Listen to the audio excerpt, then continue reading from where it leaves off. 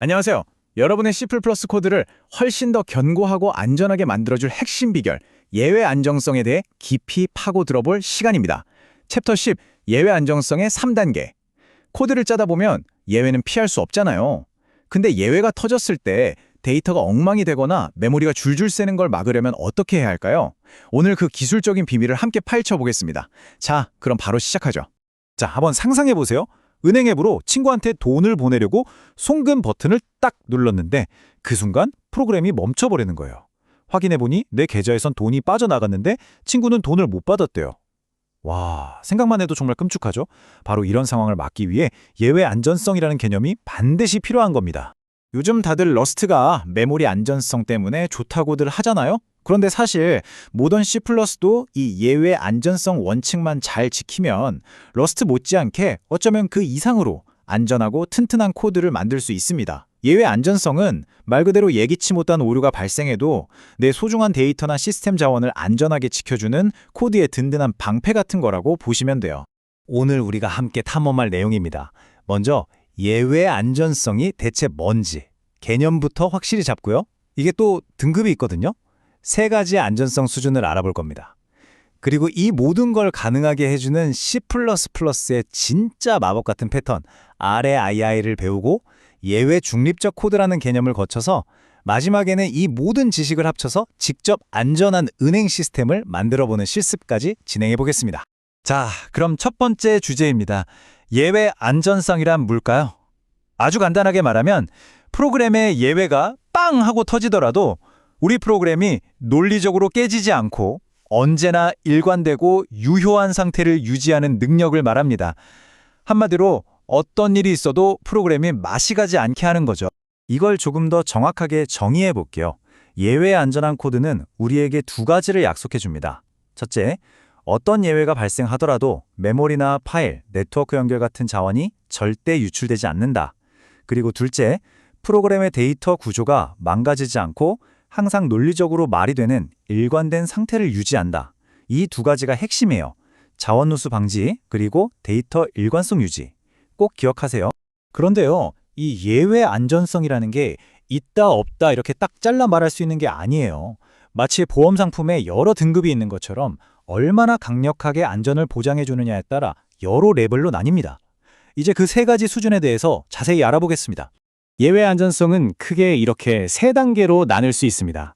가장 강력하고 이상적인 No Throw 보장, 그 다음으로 강력한 Strong 보장, 그리고 최소한 이 정도는 지켜줘야 한다는 베이직 보장, 이렇게 세 가지가 있습니다.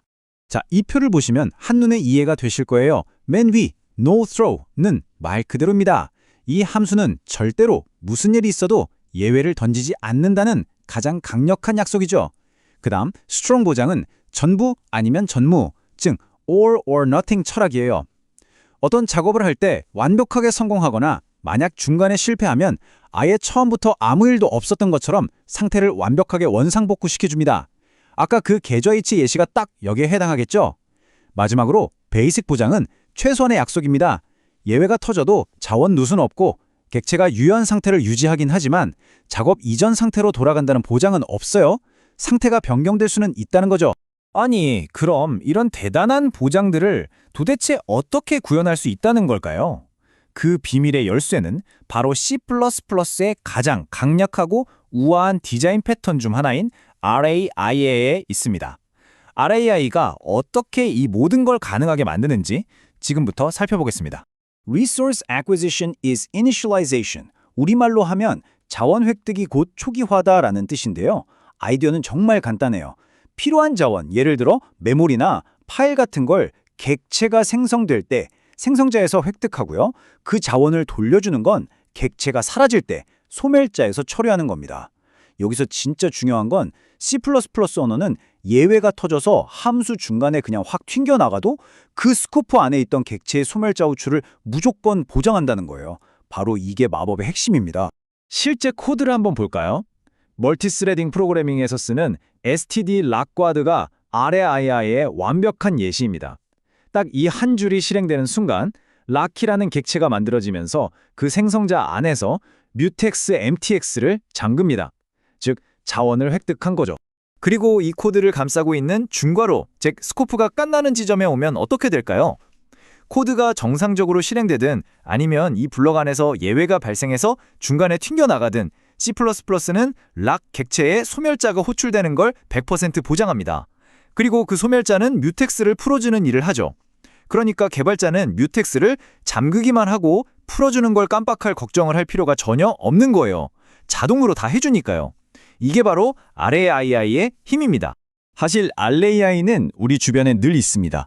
여러분이 뉴로 할당한 메모리를 알아서 딜리트해주는 스마트 포인터, 유니크 PTI나 쉐어드 PTI가 대표적이고요. 방금 본 로크가드도 마찬가지죠. 파일을 열면 반드시 닫아줘야 하는데 이걸 자동으로 해주는 클래스를 만드는 것도 모두 RAI 패턴을 활용한 훌륭한 사례들입니다. 자, 이제 여기서 한 걸음 더 나아가 볼게요. 모든 함수가 자기가 만난 예외를 직접 다 처리해야 할까요? 꼭 그렇지는 않습니다. 때로는 예외를 처리하지 않고 그냥 통과시켜주는 게 더 좋은 설계일 수 있는데요. 이걸 바로 예외 중립성이라고 부릅니다. 이 말이 그 철학을 아주 잘 설명해주고 있어요. 내 함수가 처리 방법을 모르는 낯선 예외를 만났을 때 절대로 그 예외를 무시하거나 잡아먹어선 안 된다는 겁니다. 대신 내가 사용하던 자원들은 RAI를 통해 깔끔하게 정리하고 그 예외는 그대로 나를 호출한 상위 함수에게 전달하는 거죠. 저는 이거 처리 못하겠으니 위에서 알아서 해주세요 하고 책임을 넘기는 거예요. 이게 바로 견고한 시스템을 만드는 예외 중립적 코드의 핵심입니다. 자, 이론은 이쯤 하고 이제 진짜 재밌는 걸 해볼 시간입니다. 지금까지 배운 예외 안전성의 3가지 레벨, RAI, 그리고 예외 중립성 개념을 전부 다 녹여내서 정말로 안전한 은행 시스템을 어떻게 만들 수 있는지 한번 살펴보겠습니다. 이 안전한 은행 시스템 예시를 보세요. 우리가 배운 개념이 다 들어있죠? 돈을 넣고 빼는 디파짓 위드드로우 함수는 실패하면 원상복구를 보장하는 스트롱 보장을 따르고요. 계좌 객체는 유니크 PTR로 관리해서 메모리 누수가 절대 없도록 RAI를 활용합니다. 그리고 계좌 정보를 단순히 출력하는 프린트 인포 같은 함수는 실패할 일이 없으니 노스로우 보장을 하죠. 시스템 전체적으로는 예외 중립적으로 설계되었고 마지막으로 계좌가 없는 경우처럼 예상 가능한 오류는 스테디 옵셔널을 사용해서 안전하게 처리합니다. 바로 여기서 아주 중요한 설계 원칙이 나옵니다. 모든 오류를 예외로 처리하는 건 좋은 생각이 아니에요. 그럼 언제 뭘 써야 할까요? 이 표가 명확한 가이드라인을 줍니다. 검색했는데 결과가 없는 경우처럼 값이 없을 수 있다는 게 충분히 예상 가능한 정상적인 흐름이라면 스테드 이지 옵셔널 같은 걸 쓰는 게 좋습니다. 반면에 메모리 활당에 실패하거나 파일 시스템에 접근할 수 없는 것처럼 정말 예상치 못했고 프로그램의 정상적인 흐름을 완전히 깨버리는 심각한 시스템 오류 상황에서는 예외를 사용하는 것이 맞습니다. 자, 이제 마무리를 해볼까요? 오늘 우리가 함께 살펴본 이 예외 안전성은요, 단순히 오류를 처리하는 기술, 그 이상입니다. 언제 어떤 일이 터질지 모르는 상황에서도 우리 프로그램이 꿋꿋하게 버틸 수 있도록 만드는 더 견고하고 예측 가능한 소프트웨어를 만드는 하나의 철학이라고 할 수 있습니다. 오늘 내용에서 딱 3가지만은 꼭 기억해 주세요. 첫째, 내가 짜는 코드가 어느 수준의 안전성을 보장하는지 항상 명확하게 인지하세요. 둘째, 모든 자원 관리는 고민도 하지 말고 RAI 패턴에 맡기세요. 이게 예외 안전성의 시작이자 끝입니다. 그리고 셋째, 모든 예외를 내가 다 처리하려고 욕심내지 마세요. 똑똑하게 위로 전달해서 시스템 전체의 안전성을 높이는 게 훨씬 현명합니다. 이 모든 기법들을 제대로 이해하고 조합해서 사용할 때 C++는 우리에게 아주 강력한 안전을 선물합니다. 예외가 발생해도 데이터는 깨지지 않고 자원 누수도 없으며 골치 아픈 버그가 생길 여지는 최소화되죠. 이것이야말로 모던 C++가 추구하는 진정한 견고함이 아닐까요? 자, 이제 여러분의 코드를 다시 한번 돌아보세요. 여러분의 코드는 과연 얼마나 안전합니까? 안녕하세요. 오늘은 모던 C++ 얘기를 좀 해볼까 하는데요. 그중에서도 아주 중요한 오류 처리 전략에 대해 깊이 파고들어 볼 겁니다. 여러분의 코드를 훨씬 더 안전하고 뭐랄까 좀 더 우아하게 만들어줄 새로운 방법들 궁금하시죠?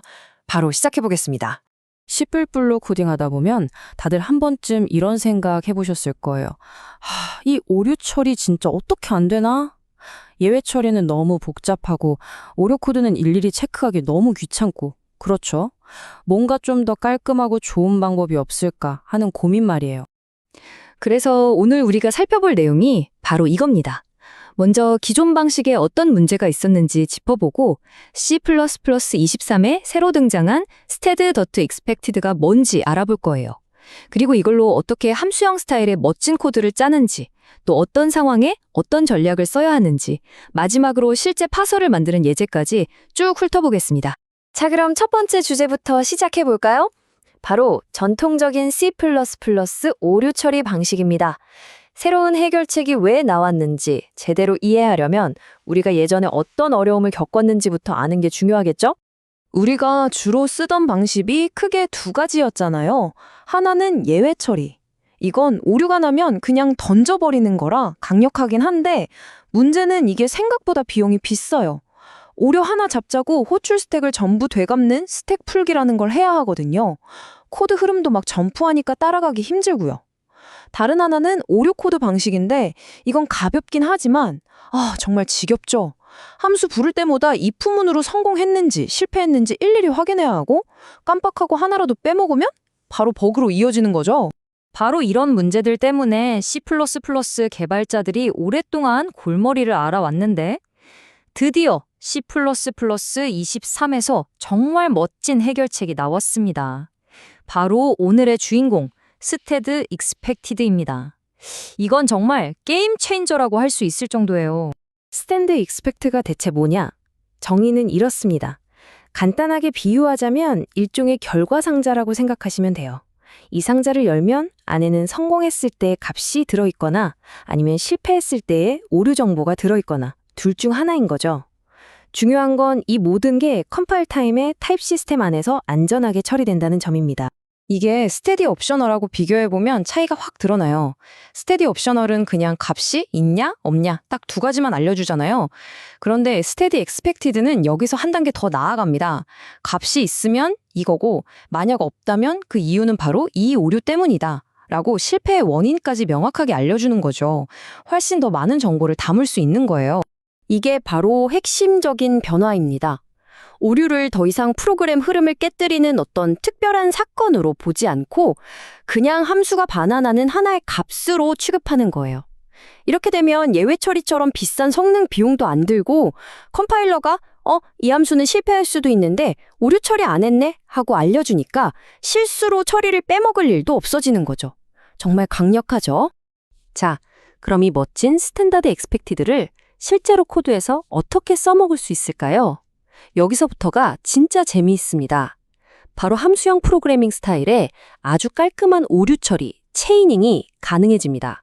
바로 이 endthen이라는 녀석이 마법을 부립니다. 예전 같았으면 if문 안에 또 if문이 들어가고 코드가 막 지저분해졌을 거잖아요. 그런데 이제는 그냥 첫 번째 작업점 endthen, 두 번째 작업점 endthen, 세 번째 작업 이렇게 점을 찍어서 쭉 연결하면 끝입니다. 첫 번째 작업이 성공하면 그 결과가 자연스럽게 두 번째 작업으로 넘어가고 또 성공하면 세 번째로 넘어가요. 그러다가 만약에 중간에 하나라도 실패했다? 그럼 그 뒤에 있는 작업들은 아예 실행도 안 하고 그 실패한 오류를 바로 반환해버립니다. 그 지저분했던 중첩 if문들이 싹 사라지는 거죠. 성공했을 때 결과값만 살짝 가공하고 싶을 때도 있잖아요. 그럴 땐 딴 맵이나 딴 트랜스폼을 쓰면 됩니다. 예를 들어서 문자열을 숫자로 바꾸는데 성공이 있다? 그럼 그 숫자에 2를 곱하고 싶을 수 있죠. 그럴 때 이걸 쓰는 거예요. expected 상자를 굳이 열어보지 않고도 성공했다면 이 함수를 적용해줘 라고 할 수 있는 거죠. 만약 실패한 상태였다면 아무것도 안 하고 그냥 그 오류를 그대로 다음으로 넘겨줍니다. 정말 편하죠? 반대로 실패했을 때 뭔가를 해주고 싶을 때도 있겠죠? 그럴 때는 or else를 씁니다. 만약 실패했다면 대신 이 작업을 해줘 라고 알려주는 거예요. 예를 들어 A 파일 읽기를 시도했는데 실패했다? 그럼 or else를 써서 그럼 대신 B 파일을 읽어봐 라고 하거나 아니면 그냥 기본 설정 값으로 진행해 같은 복구 로직을 정말 깔끔하게 넣을 수 있습니다. 자, 이제 어떻게 쓰는지는 대충 감이 오시죠? 그럼 이제 더 중요한 질문으로 넘어가 보겠습니다. 언제 이걸 써야 할까요?